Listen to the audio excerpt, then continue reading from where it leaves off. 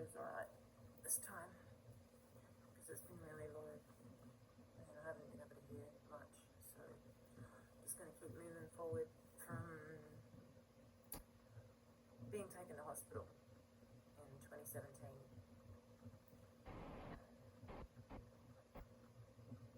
I can't exactly be sure when that was. I think it was about July, August. And after the home invasion, I was taken to ambulance and taken up to the Lowell McEwen Hospital.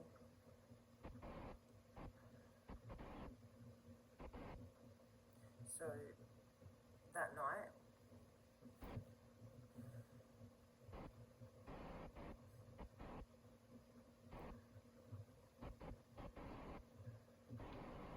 these are probably going to be the worst ones, I think. So the first night I was in I guess they had like little cubicles. There was hardly anyone in there, which was really strange. What I did notice though was there was a cubicle maybe 3 over. When I say cubicle, I mean like a bed with a curtain wrapped around kind of thing. And a few doors over, like there was no one else. The beds were empty, except for one curtain was drawn, and I was sensing somebody in there. I'm taken in to the hospital. I'm sitting on the hospital bed. First thing they do was drug test me, obviously, and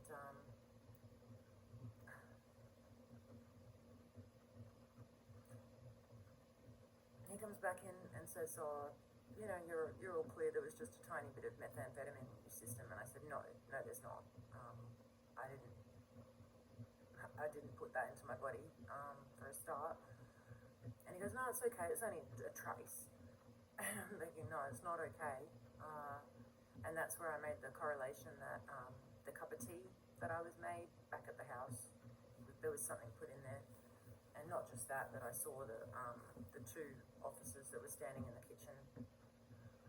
I only saw one. I think I've gone through that, how the other one was very heavily, and still is. I cannot place this face, but the guy known as Pete was right out there, standing there talking to me. And he did pop up again later, because that's what they do. They're sick, they like to rub these things in your face, and I really don't know the purpose behind that, but I'm in the hospital bed.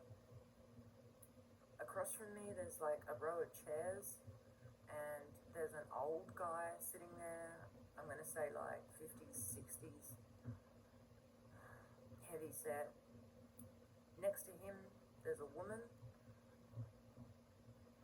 I don't know how these people are related to anything. They don't look like hospital. They're obviously not hospital staff. They're sitting there like right across from my bed as if they were my visitors, kind of thing. The woman, I guess heavier build, tall, sitting next to him, and the first thing I hear is their discussion, and this guy pulls out his phone and he shows this woman something, obviously I can't see, and he says, "This is my boy, he's 8, he's in Sydney, sorry, this is my boy, he's in Sydney, I don't get to see him till he's 8. Those were his exact words. And while I'm sitting there, the next thing I see is, I've really had to just like not be that present to even speak about this. I'm sitting there and I'm seeing my ex-husband, and I still to this day am questioning this and, denying it, I guess, within myself. Like, maybe my eyes are playing tricks on me, this can't be right. I'm seeing my ex-husband with my son in his arms, in a blanket, holding him like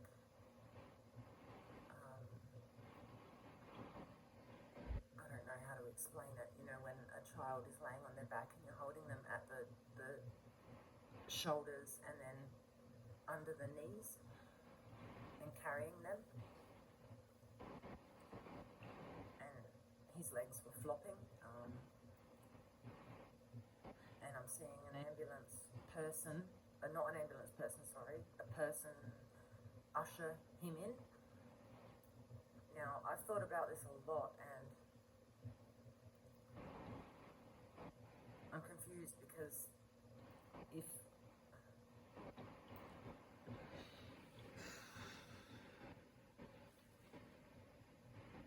something was wrong with him, I don't understand why he was carried in that way, why he wouldn't have been brought in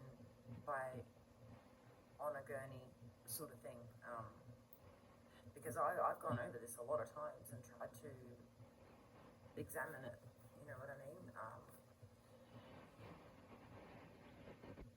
So seeing that somebody kind of stepped out and ushered him in indicates that he brought my son in, was instructed to do that. Because, yeah, we were just like people, you know, going on with our lives before this. And Jet's father loves him as much as I do, so I just want to put that out there and make that really clear. So I'm sitting in this bed, seeing that, but not really seeing it, you know what I mean? Total, like, hyper tension going on. Knowing that, yeah, I'm in here to die, like, they put me in here to take me out, this is what's happening now, so,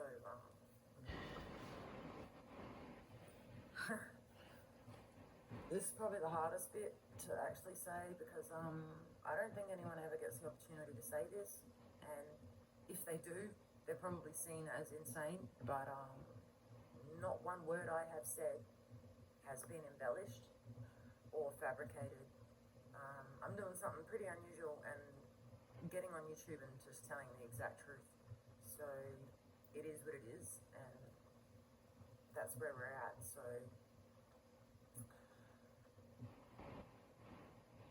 next thing I see is, yeah, I know, and understand me, you know, like how difficult that is. I'm seeing a red beam in the air conditioning vent above my bed, off to the left. Now, I'm incredibly tapped in. I really don't know where I get those kind of skills from, like whether it's past life kind of stuff. But I'm very aware of my environment and what's going on. And I can pick up all these little minor details. In some ways, I think that's why I am doing this and why I've lasted so long, is so that I can bring this out. So I'm seeing a red light, you know what I mean, in the air conditioning vents. Not just seeing it. What made me look at that was obviously hearing noise up there. And upon like a quick glance, noticed that. Got up off the bed and started moving, right? Like moving, you know what I mean? Just didn't stop moving. Walking, strutting up and down, and I wouldn't stop because I knew. And I'm also hearing somebody speaking to him. So they communicate through earpieces, obviously, service people do, or, what would you call them, operatives, whatever you want to call them. So I'm hearing clearly somebody quite assertively telling him to take the shot, and he's relaying back to this person, she won't stop moving, I can't get a clear shot. I then go into the bathroom and shut the door to kind of collect myself, and same thing, I'm hearing scuffling happening again, and I'm hearing, you know, my location.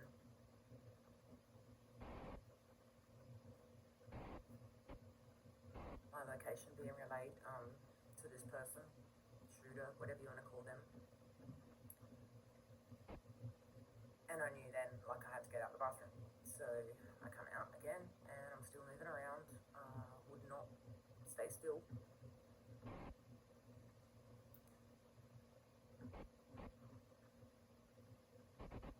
Next thing I know, the staff start getting hyped up and aggravated. I don't know another word to call it. Stressed out. And all of a sudden there's a few people coming towards me. Like, I don't even know, 4 or 5 maybe. And a woman with a needle in her hand, and yeah, I was basically, I don't know what you want to call it,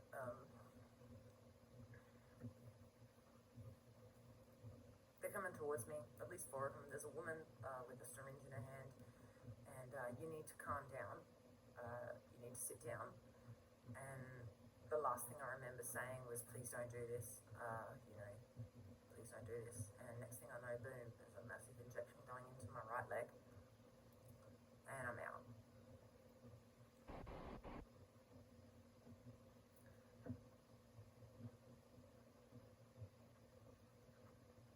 Next thing I remember is, I don't even know how much time I lost, whether it was a day, I really don't know. Next thing I'm in part of the hospital, and they're showing me to these little cubicles that are tiny. They actually look like cells, if you ask me, like really strange, with a pillow and, plastic over the mattress kind of stuff. Even the pillows have plastic over them. And he says, oh, you can get some rest in here if you like, or stay out in the common area. Once again, no one around, and yet I'm sensing energy, like people up where those rooms were that he showed me, whether it's 1 or 2. You know when there's people in a building or near you, right?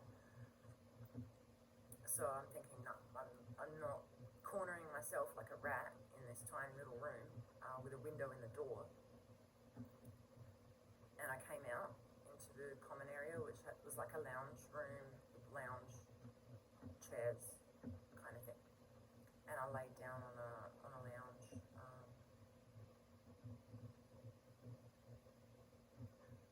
And eventually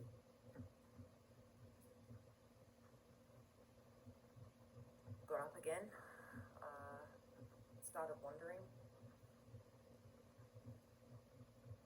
and I went down a hole that I don't think I was kind of supposed to, like just off from the lounge. There was just a little walkway with some other offices and things like that, so I'm sort of strolling back and forth, and I walked down this little corridor next to, I guess you want to call that the nurse's booth. You know how they have a booth in the middle and it's surrounded in glass and there's nurses behind there.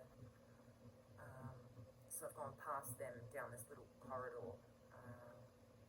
So I look, just glancing to the left in one of these office rooms, and there is a couch, a desk and a table and that kind of thing. But there's a couch along the wall, and it is lined with hospital blankets. Like lined, as if they're waiting to kind of put something in there and bundle it up, which pretty unusual if,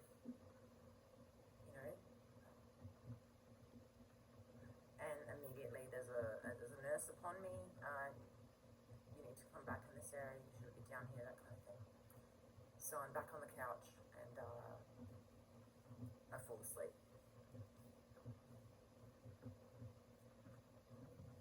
The next day, or it could even be the day after, like, I'm told that I'm going to be moved somewhere else,